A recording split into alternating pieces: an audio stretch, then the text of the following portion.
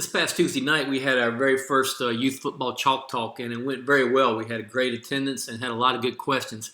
We'll have another one this coming Tuesday night at 9 o'clock Eastern if you want to make sure that you set your watch or whatever for that. But one of the good questions that we got was from a coach that said they're having trouble with contain on their defense against some of the offenses that are bigger, like double wing type thing that we got drawn right here. And just looking for some solutions to be better with their contain with their corners. All right, so you can see we got the corners in red right here.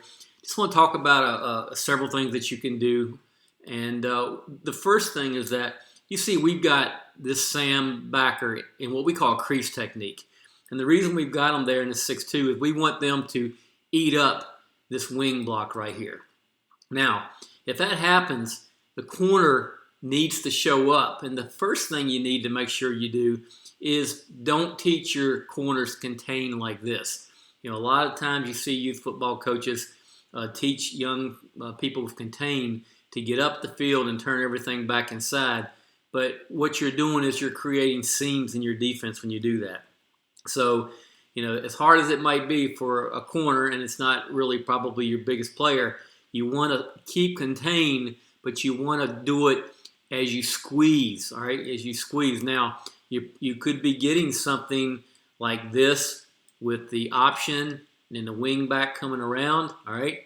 And you obviously get into option responsibilities there.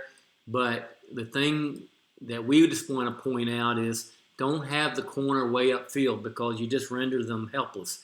Now, if you continue to have problems with that, then what you can do is you can take this, and this is just a 6-2, you can do it with other defenses too. Take your Sam backer and move them outside for contain.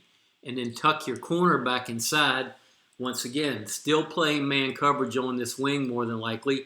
Right? But now you've got a bigger physical player that can wrong arm any trapper that would come at him and also take on any blocks and keep the outside arm free at the same time squeezing the lane down. Now, some other things is there's nothing that says that you can't wrong arm everything, meaning that your Sam backer can still play this crease technique right here, right? And your corner can be outside. And if the corner gets anything, let's say this back were to load them, all right, and you had the wing back around and you're coming down some type of play, this corner can always bounce everything, get low, try to penetrate, go make a play, eat up this block. And now what you've got is you've got your linebacker now has to be taught that they are going to be fast flow over the top because you've got a C-gap player here with this end. You've got a crease player with your Sam, right, in the D-gap. And now you've got this corner bouncing everything. So what you're doing is you're bouncing everything to your backer.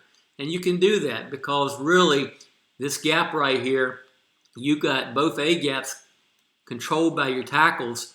This backside backer, when he sees motion, will start cheating anyway, and they can scrape and be that frontside B-gap player. So just wrong arming it, and now your contained player becomes the backer scraping over the top. And so, and the last thing that you could obviously do is that once you get motion or once you get any type of indicator, or maybe they're running to the field, is that you can just call slant, all right? Try to slant to the direction of the play. And obviously your linebackers have to learn to be slow to go and things like that. But if you can get your tackles and you can get other defenders heading that way, it always helps that the contained player still has to play contained, but you've got more help coming inside out. So once again, just some things that you can think about if you're having trouble with smaller corners in your youth football team playing contained. And we may address that a little bit more this coming Tuesday night. Like I said, 9 o'clock Tuesday night Eastern time. Just sign up, and if you have questions, get them to us. We try to answer as many as we can.